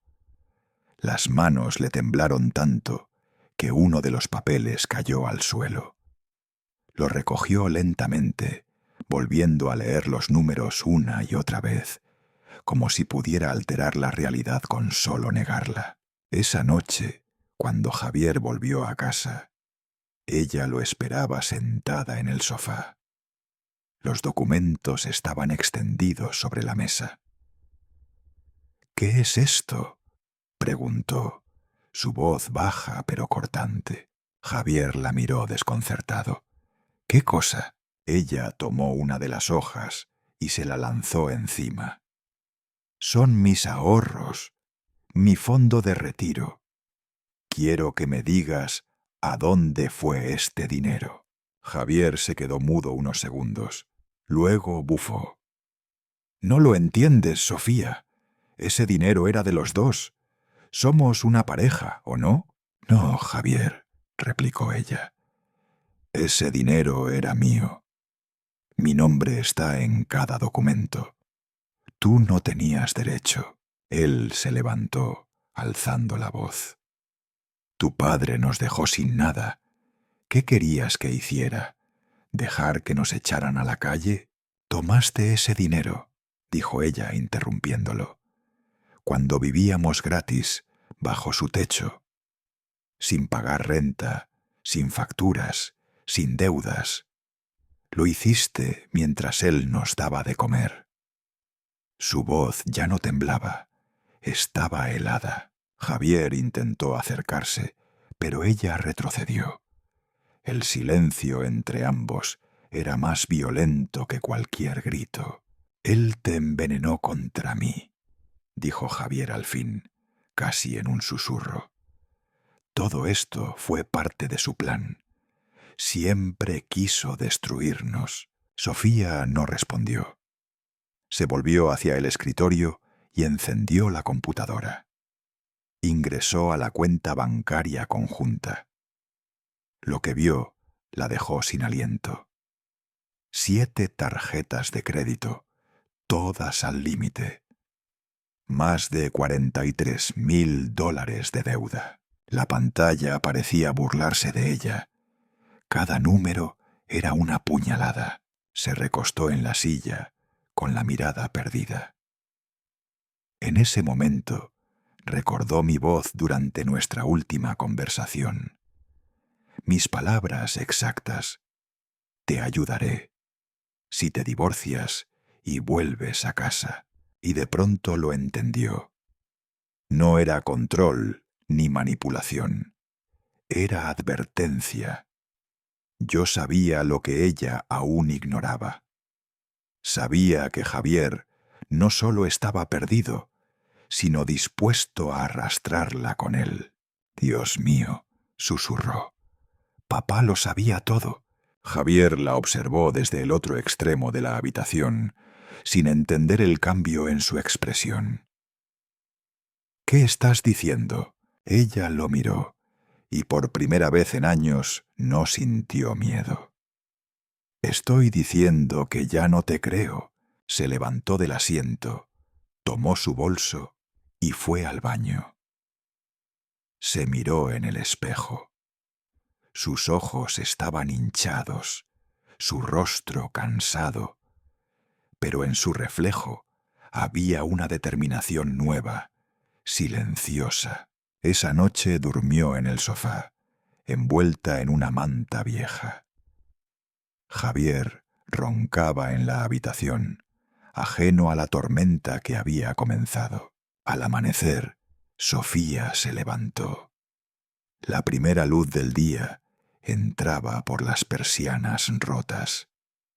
Tomó el teléfono, escribió un mensaje y lo envió sin pensarlo demasiado. «Papá, ¿podemos vernos? Necesito entender algo». Dejó el móvil sobre la mesa y fue a preparar café. La cafetera chisporroteó, llenando el pequeño apartamento con su aroma familiar. Pero esta vez el olor no le trajo calma. Miró alrededor. Las paredes manchadas, las facturas apiladas, el espacio donde alguna vez creyó que habría una familia. Todo era prueba de una verdad que no quería aceptar, pero que ya no podía negar.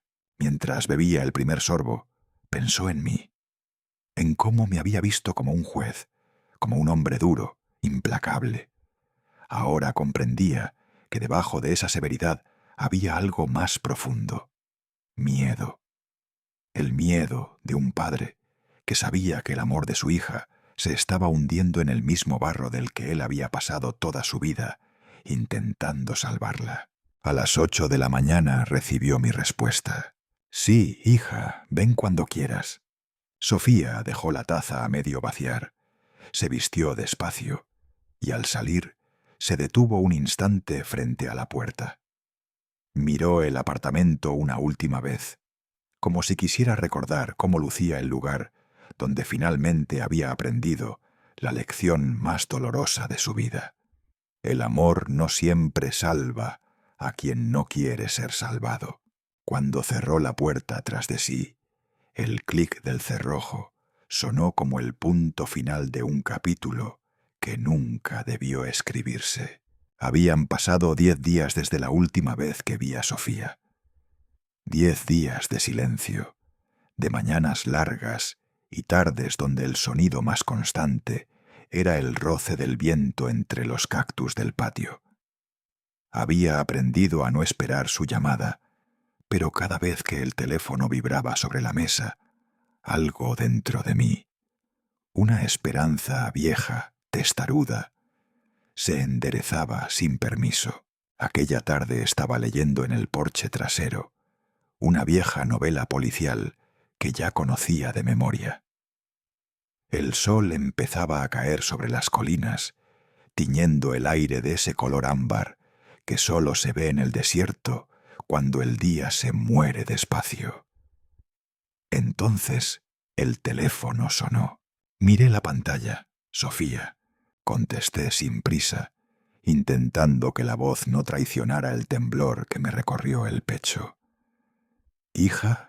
Del otro lado, su voz sonó diferente.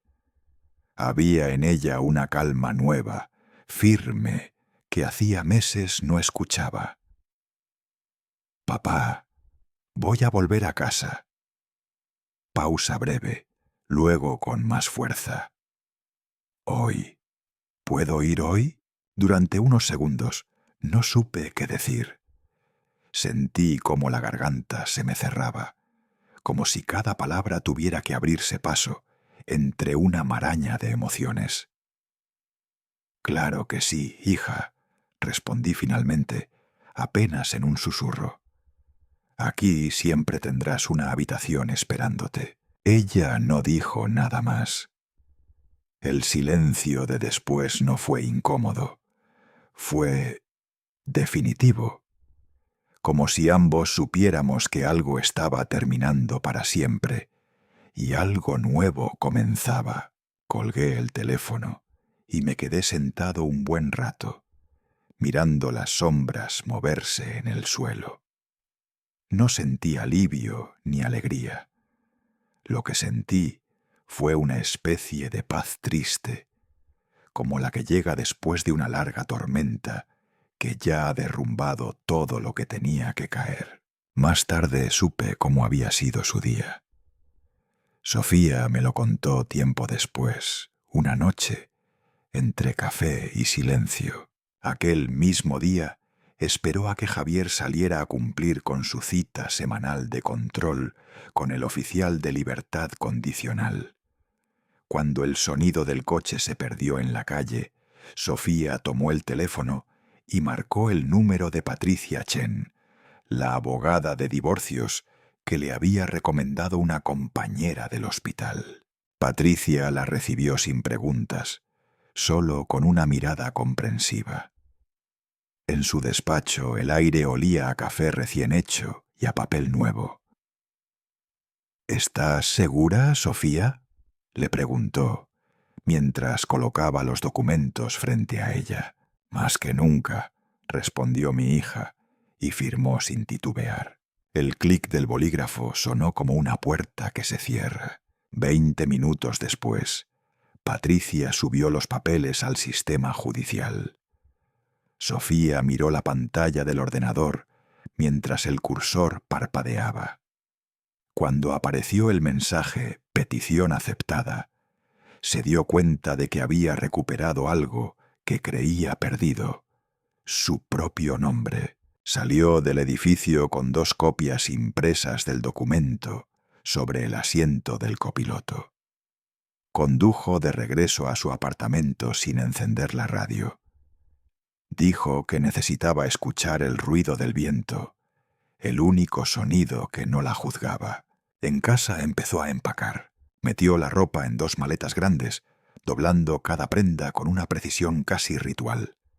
Guardó su laptop, algunos libros y una caja pequeña con los pocos objetos que realmente le pertenecían. En la pared del dormitorio colgaban varias fotos. Viajes, sonrisas, promesas. Las bajó una por una. Dejó el marco de la foto de boda boca abajo sobre la cómoda. Cuando oyó el motor del coche de Javier en el estacionamiento, el corazón le dio un vuelco, pero no dudó. Se paró frente a la puerta, las maletas alineadas, el documento en la mano. El sonido de la llave girando en la cerradura fue lento, pesado. Javier entró, arrastrando los pies, y se quedó inmóvil. Frente a él, 2 maletas listas para salir. «¿Qué es esto?», preguntó, la voz ronca por el cansancio o la sorpresa. Sofía no vaciló.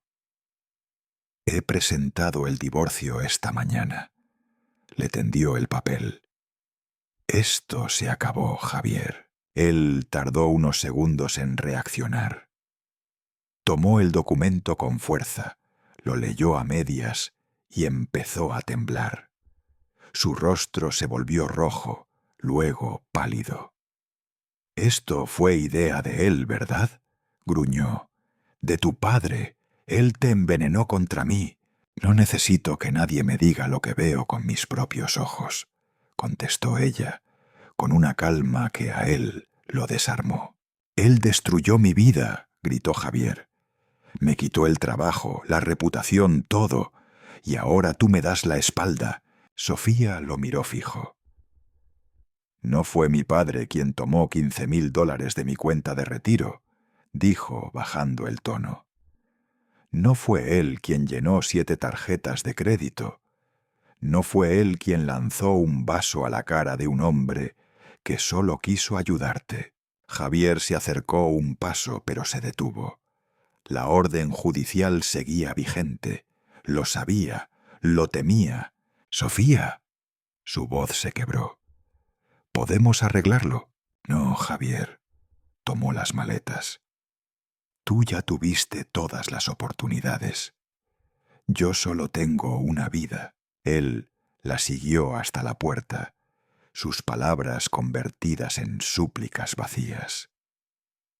No puedes hacerme esto, no sin hablarlo. Ella no lo escuchó. Salió, cerró la puerta y bajó las escaleras sin mirar atrás. Dijo que mientras caminaba, oyó cómo Javier golpeaba una pared, pero ya no sintió miedo. Sintió lástima. 20 minutos después, el timbre de mi casa sonó. Me levanté del sillón, dejé el libro sobre la mesa y caminé hasta la puerta. Cuando la abrí, la vi. Sofía estaba allí, con las maletas a su lado. Sus ojos estaban rojos, pero su expresión era firme.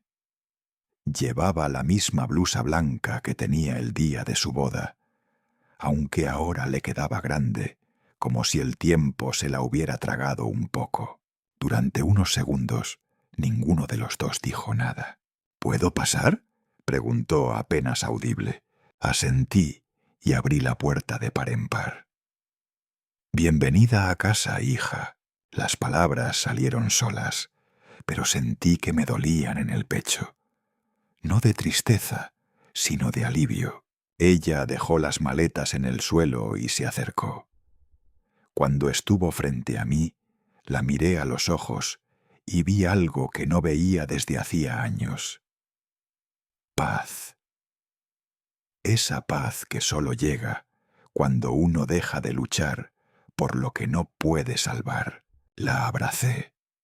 No fue un abrazo largo ni melodramático. Fue el tipo de abrazo que solo un padre puede dar cuando su hija, después de tanto dolor, finalmente encuentra el camino de regreso. Gracias, papá, susurró. No me agradezcas, le dije. Solo descansa. Esta vez el resto puede esperar. Sofía asintió. Subió a su antigua habitación, la misma donde de niña se escondía cuando tenía miedo de las tormentas. Cuando oí el sonido de la puerta cerrándose suavemente, me quedé solo en el pasillo, observando las maletas y el polvo dorado flotando en la luz de la tarde. En el aire todavía quedaba algo del perfume que usaba su madre, un aroma leve, casi imaginario, pero suficiente para hacerme sonreír. Esa noche, mientras la casa volvía a llenarse del sonido de una vida, entendí que la justicia no siempre tiene forma de castigo. A veces se manifiesta en los pequeños actos de redención, en los regresos silenciosos, en los segundos que separan un adiós de un reencuentro, y aunque sabía que el camino para ella recién empezaba, también supe que por fin había tomado la decisión correcta: elegirse a sí misma. Yo apagué las luces, caminé hasta la cocina y puse a calentar café. El aroma llenó la casa, el mismo aroma que había acompañado mis soledades. Pero esa noche, por primera vez en mucho tiempo, no olía a rutina, olfateaba como esperanza. Subí las maletas de Sofía despacio, escalón por escalón. No era el peso del equipaje lo que me hacía detenerme a cada paso, sino la conciencia del momento. Había preparado esa habitación sin decirle nada, por si algún día decidía volver. Las sábanas eran nuevas, de color marfil. En el armario los cajones estaban vacíos, esperando. Sobre la cómoda había dejado una toalla doblada y una pequeña jarra de flores secas. Cuando coloqué la última maleta junto a la cama, me quedé un instante observando la habitación. Tenía algo de pasado y algo de comienzo. Era el mismo espacio donde ella había dormido cuando era niña, donde solía esconder sus cuadernos de dibujo, y ahora se convertía en su refugio de nuevo. Desde la puerta le dije, sin acercarme demasiado: «Tómate tu tiempo para acomodarte. La cena está en el horno. No necesitamos hablar de nada esta noche». Sofía asintió, exhausta. Su rostro tenía la palidez de quien ha dejado atrás una guerra. «Gracias, papá», susurró. No añadí nada. Cerré suavemente la puerta y bajé las escaleras. La casa estaba en silencio, pero ya no era un silencio pesado. Era distinto. Era el sonido del aire cuando deja de temer que alguien grite. Esa misma noche, un patrullero la acompañó a recoger lo que quedaba de sus cosas en el apartamento. No quise ir con ella. Sabía que debía hacerlo sola.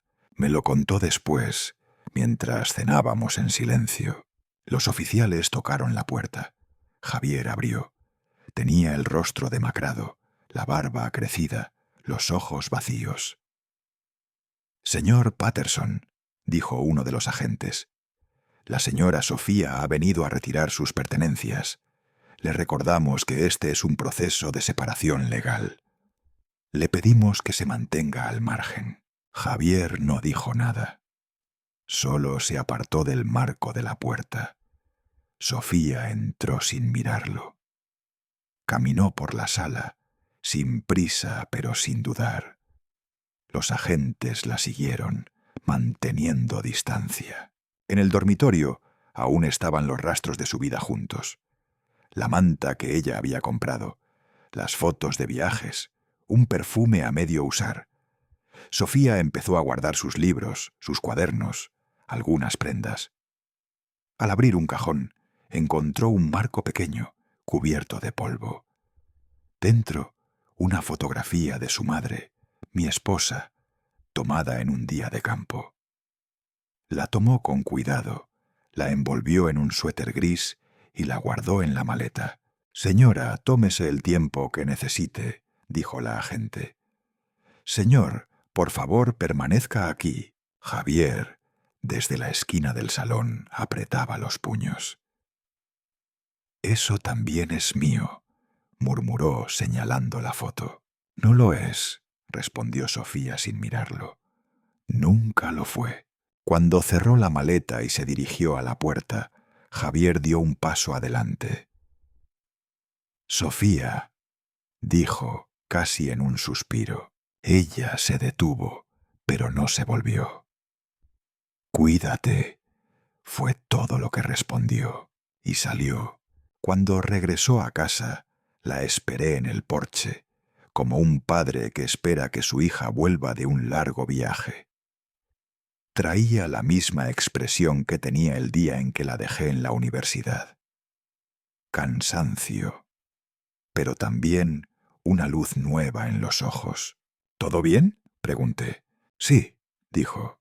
«Ya terminé con todo». La acompañé hasta su habitación. La casa olía a pan recién horneado y a calma. Cuando cerró la puerta, sentí algo que no experimentaba desde hacía años. Seguridad.